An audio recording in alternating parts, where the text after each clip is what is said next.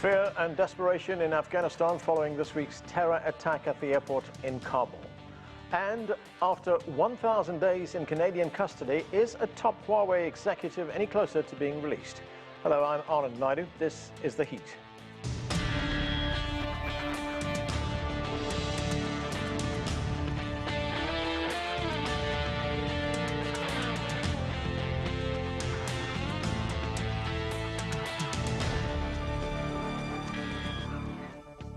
Huawei's chief financial officer, Meng Wanzhou, has been detained in Canada now for more than 1,000 days as she fights extradition to the United States. We will have more on her controversial case later in the show, but we begin with the ongoing crisis in Afghanistan, still reeling from a terrorist attack at Kabul airport on Thursday that killed dozens of people.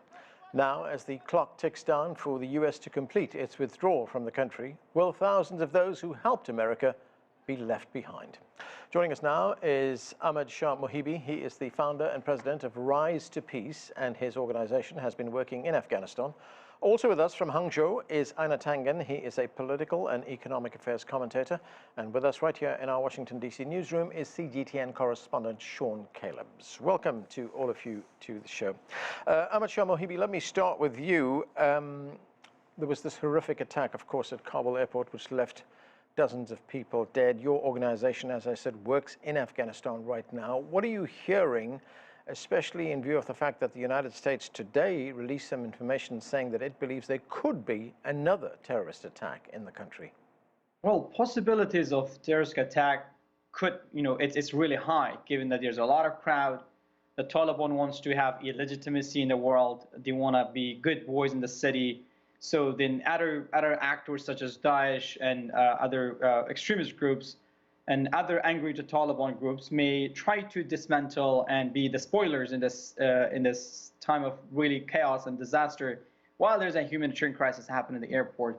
So what my organization and my team has been doing is to first give the best picture what's happening actually at the airport from Afghanistan.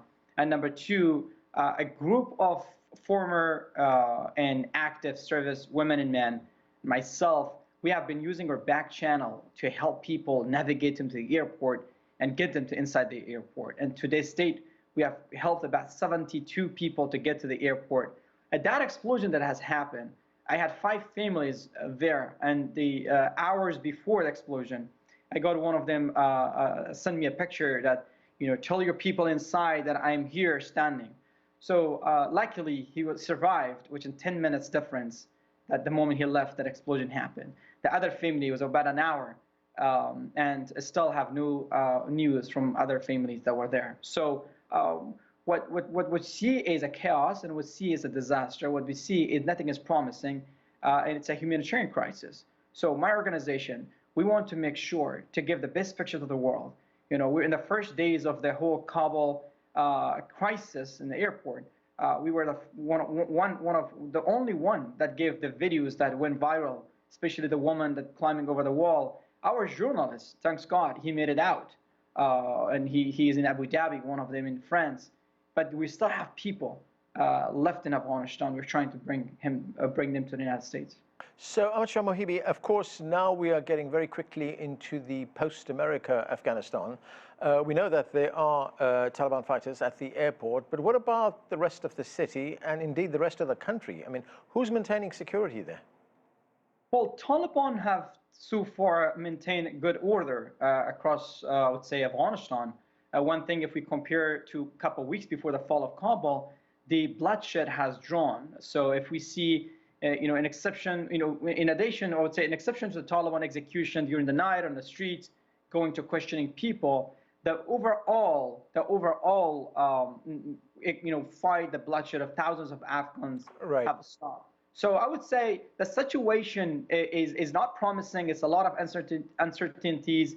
Afghans are not hopeful because the Taliban, they're just, it's a split. So a lot of people think that it's a matter of days that when the international community, especially August 31st, the U.S. leaves, the Taliban could go on offensive and start executing people. Yeah. Sean, CGTN's correspondent, who is at the airport, at Hamid Karzai International Airport, he reported earlier that Taliban forces are now taking over those parts of the airport that have previously been under the control of U.S. forces. Does this tell us basically that the United States and its forces down there are basically saying, look, we're pulling out, this is up to you now, we're handing it over to you, and the Taliban, of course, now consolidating their hold there? Well, it's difficult to say from here, but it certainly looks like it is indeed moving that way. And there are a couple of major concerns about that. One, here, U.S. President Joe Biden has received, he has been blistered by Republicans and by many Democrats for the way that this evacuation has unfolded, especially with the fact that there are so many Afghans who either worked with, for the government, or with the U.S. agencies, and now basically have a target on their back while they're living in Afghanistan. And of course, the U.S. focus is on removing U.S. citizens from Afghanistan. And as our first guest talked about, I worked there as a diplomat for a year, and I've had a number of people also reach out to me, begging me for some kind of assistance to get out of the country. And really, I can offer very, very little any kind of advice from this point. But I've also been talking to security groups that we've worked with in the past, and they have broken down Taliban checkpoints throughout the city, showing me exactly where they are, and they are numerous. I think one thing that is going to be looked at very hard in the next few days is the whole ISIS-K, the Khorasan, how this is going to play into this.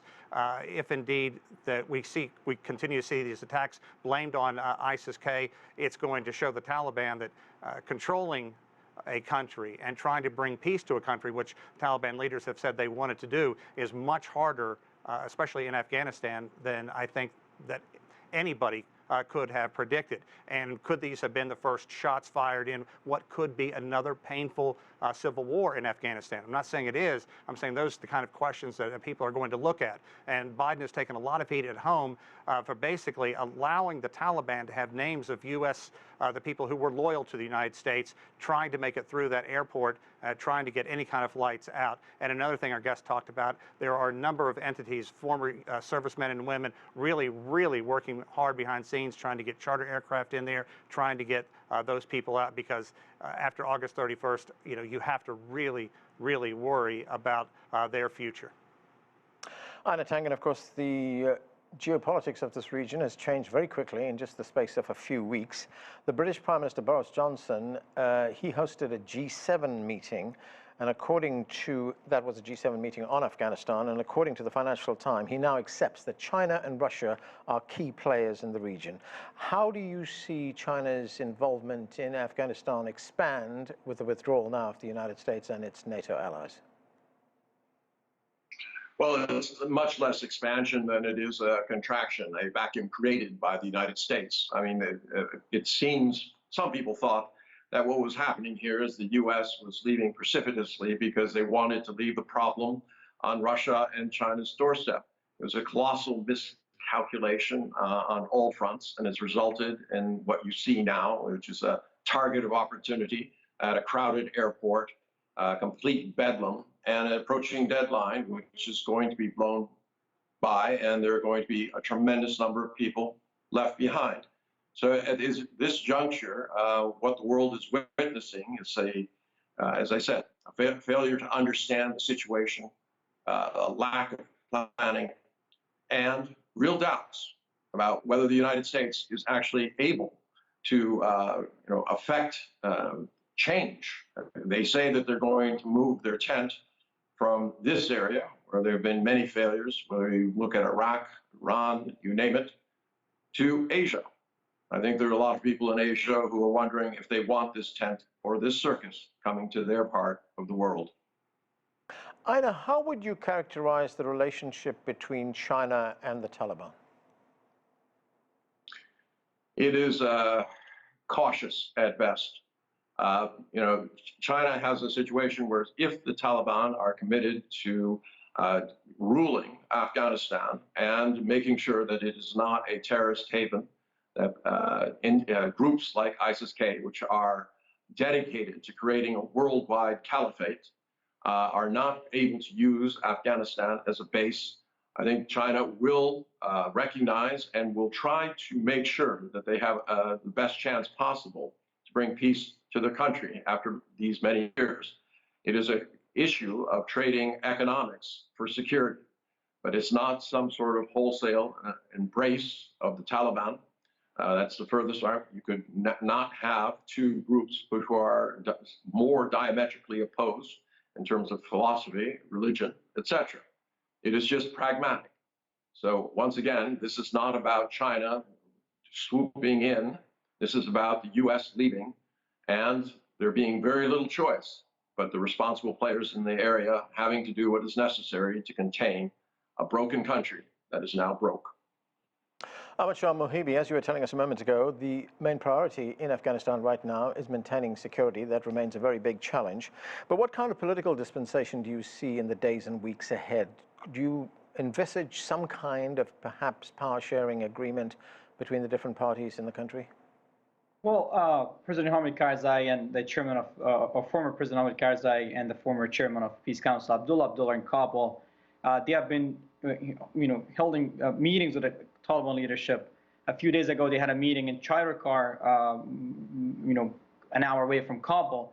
The leaders of the Mujahideen and also the Taliban, they talked about various series of issues that they had disagreements and how they could work together in the future if they decide to. I think Taliban, their strategy is really focusing on how to get international legitimacy by bringing these other leaders. That's why they haven't announced their leader yet. They took over militarily. They could have a president by now. But no, they're waiting for the right moment, right time, bringing these people. But I could say that you're not going to give them any presidential, seats. But I think working with these leaders, I see a possibility of power sharing because Taliban are looking for such a reason. They have sent their delegates to the resistant forces, asked them to join the government or their own, the Kabul administration, of the Taliban. So I see a possibility. But again, if the Taliban commitments, if they cannot fulfill their commitments, and if they keep promising and then betraying the people, and with the executions, because a lot of these leaders, I interviewed them last year, they said we will work with the Taliban, but not with the gains of the past 19 years, not with the rights of our women and girls that go to school or freedom. So I think that is a big challenge. We're talking from a domestic side. I think when we look at it, Afghanistan, it also has a foreign proxy war in there that has been going on for years. Let's see the role of India, role of Pakistan, because Pakistan and India, having an administration in Kabul that's friendly towards each other, that could work towards an inclusiveness and a power sharing agreement. So any political leader in Afghanistan that wants to rule over Afghanistan somehow may need to work having a friendly Kabul towards Delhi and Islamabad. So China, Russia, each one of these countries has a strong role in how each one of them support these key political leaders in Afghanistan. Okay, well, thank you very much to all of you for being with us. We are going to move on to our next topic right now. Einar Tangen remains with us as we turn now to the case of Huawei's chief financial officer, Meng Wanzhou, whose detention in Canada has surpassed the 1,000-day mark.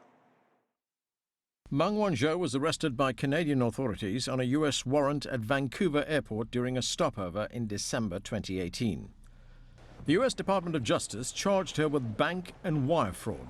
Prosecutors allege Meng misled global HSBC Bank over the nature of Huawei's relationship with a company called Skycom, putting the bank at risk of violating U.S. sanctions against Iran.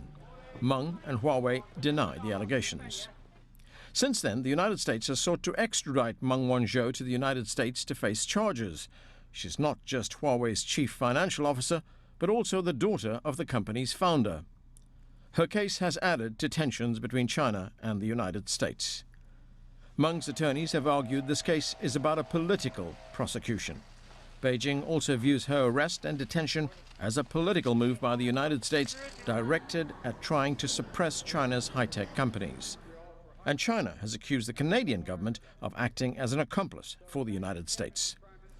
Beijing has repeatedly called on Canada to release Meng so that she can return to China as soon as possible. Extradition hearings for Meng Wanzhou wrapped up this month in a Canadian court. A decision is expected in October.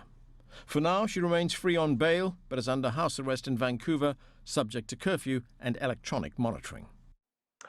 Well, joining us now to discuss the case is Tao Zhang. He is the founder and managing editor for Dow Ventures.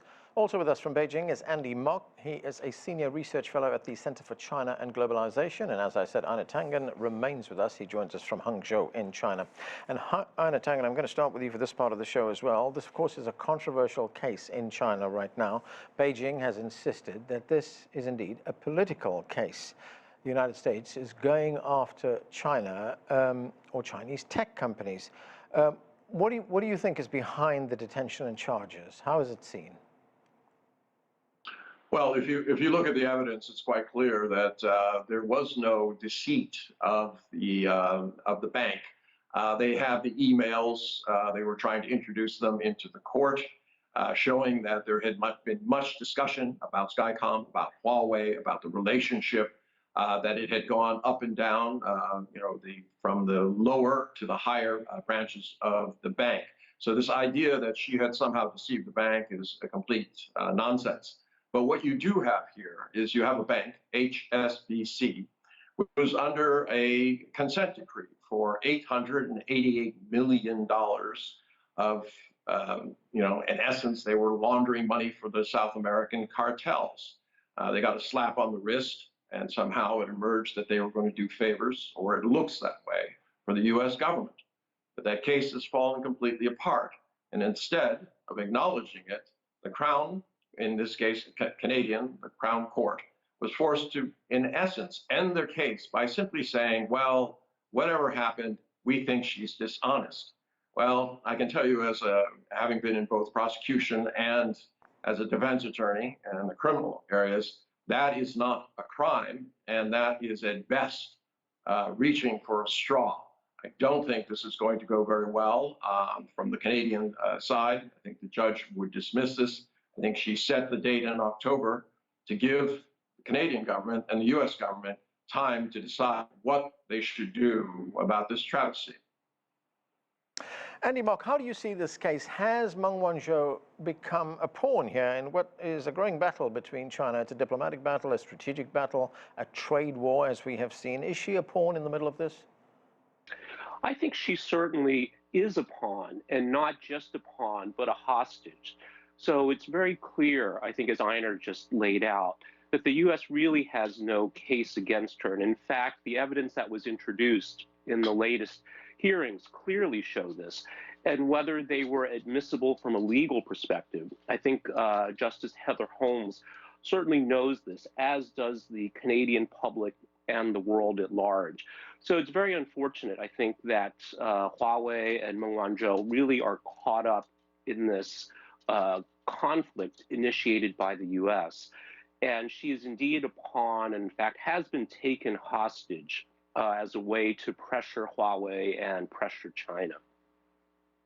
Tao Zhang, there was a response recently from the Chinese Foreign Ministry. A spokesman there said that this is, in his words, a textbook case of coercion and human rights infringement.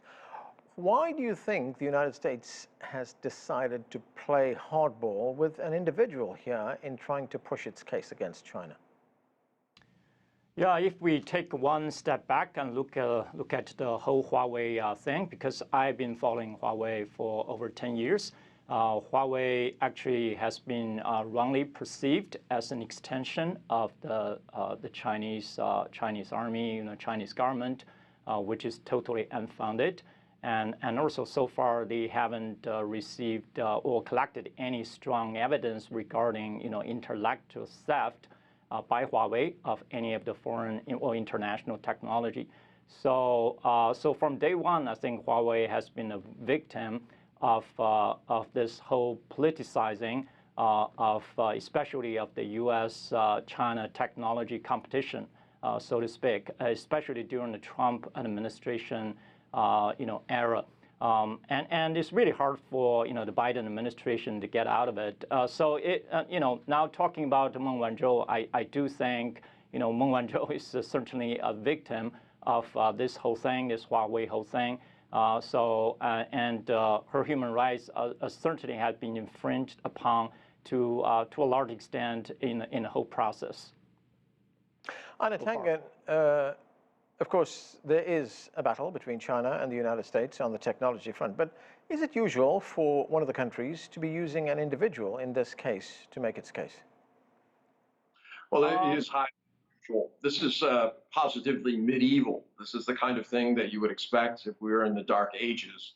I can't get to the Lord, so I will kidnap his daughter and try to use pressure. But that ship has sailed. Huawei has been vilified. It's been, in essence, excluded from the U.S. She serves no purpose here. The unfortunate part about this is that Biden is playing the politics. He doesn't want to dismiss the case because there will be a chorus of Republican and perhaps even Democratic China hawks who will say he's Beijing Biden, soft on China. So instead of doing the right thing, he's decided that he will just let the chips fall where they may. If, in fact, the Canadian courts do dismiss this, he will blame it purely on Trump, and whoever doesn't like the decision can only look to Canada to blame. So this is all, once again, about the midterm elections, Biden's desire to push his domestic agenda, regardless of the cost to individuals, companies, or countries. It's not very consistent with his idea about the rule of law and international order. Andy, Mark, of course, Huawei is a huge company. It operates all over the world. It doesn't operate in the United States, as we just heard. But, I mean, how does the U.S. view this? I mean, is the intention here to completely destroy Huawei? Well, I think that's a good question. But clearly, the U.S. Has seen Huawei as a threat from a technological perspective for a very long time. I think even back to 2012, there were concerns and the government took action to restrict Huawei in the U.S. market. And of course, this has stepped up dramatically. I think if Huawei were to focus on the non-technological parts of its business, then of course the U.S. would see it less as a threat. But of course, Huawei has been the champion, one of the champions in China, investing some of the highest amounts in terms of percentage of revenue in R&D and being very successful at it. And I think that is what has made it a target for the U.S. Tao Zheng, looking at the bigger picture here, how do you think this particular case reflects on the wider relationship between the United States and China? It still is a very important and a very big relationship. But I mean, what are the risks in this relationship if the United States continues to pursue these kinds of cases? I think it will end up as a lose-lose situation if America, the U.S. continue on this path. Because actually, just look at Huawei, right? Actually, Huawei is making a positive impact in the U.S. through its business approach. Its gear is mainly used by some of the rural telecom carriers in the U.S. at a low cost. They are definitely, serving, creating an impact here in U.S., not just doing business. So I would think from that perspective, if Huawei is, driven out of, the rural telecom carriers serving this underprivileged population in the U.S., I think it's a loss for the U.S. actually, from both a business perspective and from an impact perspective. So, of course, there's competition, right, as far as technology is concerned. But I think, you should leave this kind of business competition, technology competition alone, because in my opinion, Huawei has never been a part of the Chinese government or an extension of the Chinese government. It has painstakingly built up its business empire, especially its global business over the years. And despite actually, lack of support from the government. So, I very much admire Huawei for this reason. I think it's really unfair if the U.S. is doing, everything to try to keep such, a good business from growing or even try to kill it. Einar Tangen, I want to get on to something else right now and turn to a declassified report in the United States. This report is on the origins of the coronavirus pandemic. You will, of course, remember that the United States called upon its intelligence agencies to come up with this report to find out where this virus originated. The conclusion from the intelligence agencies, and I'm quoting here, "We judge the virus was not developed as a biological weapon." What do you make of that? Well, it's stunning, given the fact that this is the intelligence group. Intelligence has two purposes: one, to define the truth; the other is to spread disinformation. We've seen what they can do with disinformation. So, for them to come forward with this kind of judgment is going to be heavily under attack. Expect the Republicans to say, once again, the intelligence services of America are in league with, China, or soft. It's soft on China. It will be completely politicized, as it was at the very beginning. I mean, this whole charade of pretending that somehow you have to know exactly who and where this virus started for in order to cast blame is nonsense. It took 20 years in order to find out where AIDS came from. I mean, this is something that takes time. It's scientific. It's not politics. This is just an indication quite clear that even those who want to paint China in a bad light could not find the evidence to do so. And it bears parallels to what we were just talking about with Meng Wanzhou. There are no facts, just allegations, repeated day after day, but it doesn't make them true. Andy Mock, there's another excerpt which I have here from the report which says that U.S. intelligence believes no Chinese official had advanced knowledge of the virus before the initial COVID-19 outbreak. So I'm just wondering, could there be a positive outcome from this? I mean, given that this report now says these things, could it perhaps lower the temperature between the two countries? Well, I certainly hope so. And I've got a little bit more of a nuanced take on the American intelligence community. So it's a large bureaucracy, and there are different factions. And clearly, there have been instances where the intelligence apparatus has been misused. The Iraq War, I think, is a great example of that.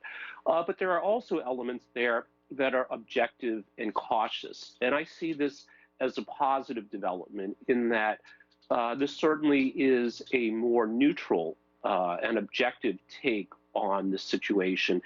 And if it does get acceptance by the politicians, that it certainly could lower the temperature. And I do see this as a modest but positive development. Okay, and I'm sure we will be hearing a lot more about this report in the days ahead. But we have to leave it there for now. Time has caught up with us. You've been watching The Heat. Thanks to all of you for joining us. I'm Anand Naidu.